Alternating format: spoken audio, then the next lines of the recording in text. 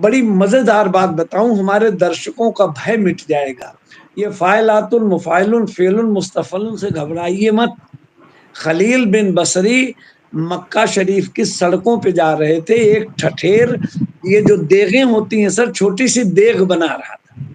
तो उसके अगर आप देखेंगे बाहरी सिरे पर बड़े खूबसूरत निशान होते हैं छोटी हथौड़ी के मारने के, तो उन्होंने उसको टन टन टन या टन टन टन टन टन टन उनके दिमाग में बात जरा चिपकी।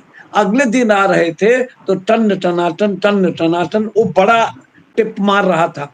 तो ऐसे ये 7 चीज ऐसी हुई जैसे टन टन फेलुन मुफाइलुन तना टन टन, इस तरह से ये अर्थहीन शब्दों का बना हुआ लयबद्ध एक व्याकरण का वो रूप है जिसका एक्चुअली में कोई मीनिंग नहीं है। आप इसको गा लगा तमा तमता, अब जैसे मुफाइल मुफाइल मुफाइल हम कहते हैं, ये मुश्किल से सर 1400 साल पहले की बात है।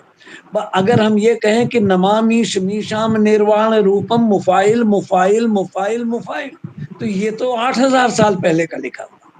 तो बहरों के उलझाव में मत उलझिए, बिना किसी दबाव के। बुनियादी कुछ चीजें हैं गजल के बारे में, अगर आप इजाजत दें तो संक्षेप में बताऊं मैं।